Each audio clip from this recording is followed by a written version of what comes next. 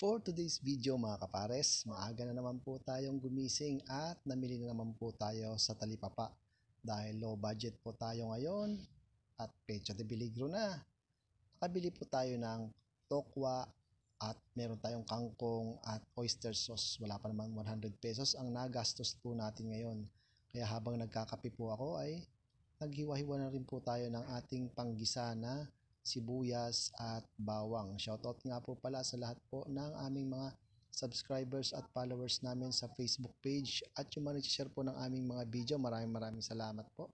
At shoutout din po sa mga content creator na nagsiset up din po ng ganito. At ito na po yung ating tokwa na hinihiwa-hiwa natin ng maliliit. Ganyan lang po ang hiwa natin.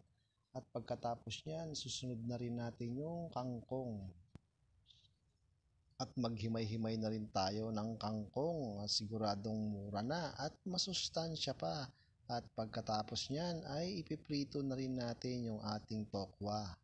Ang gusto ko nga pala dito mga kapares ay yung tostado, kaya nga imekos-mekos na muna natin yan mga kapares.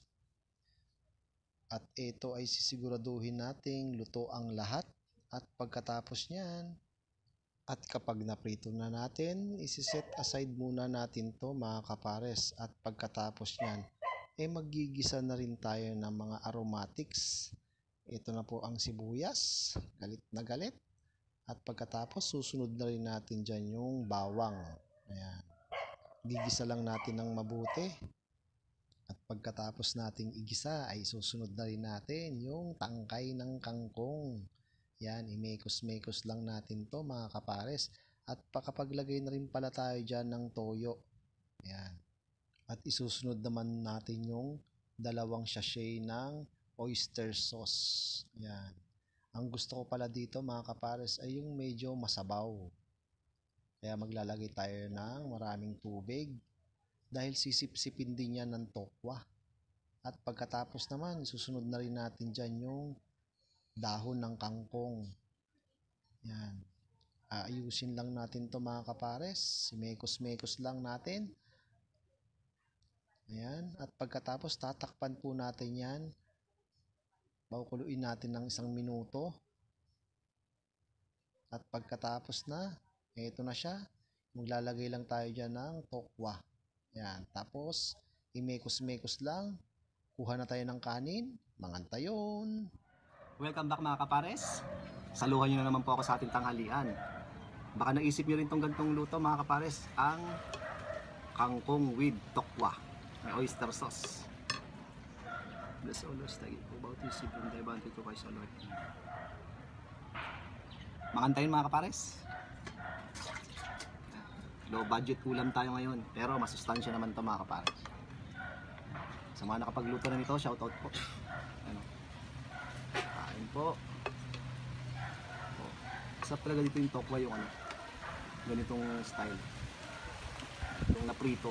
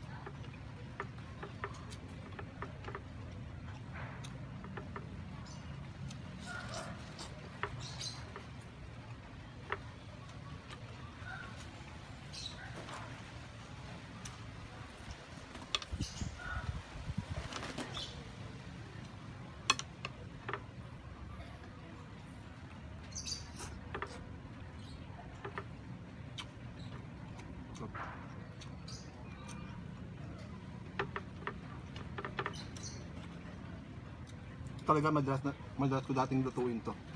Kasi nga dahil yung budget dito ay ano lang.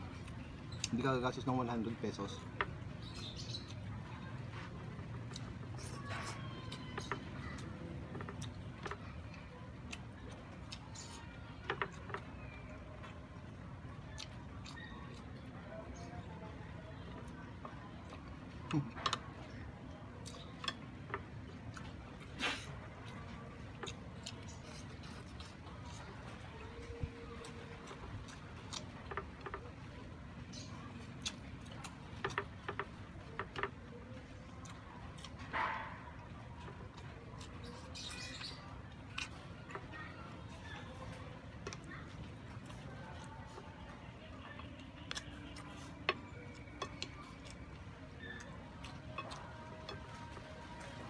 Sarap.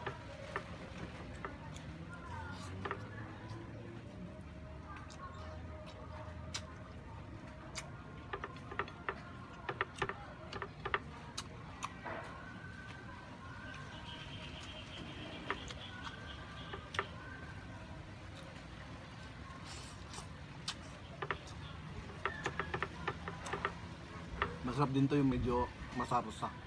Masabaw-sabaw.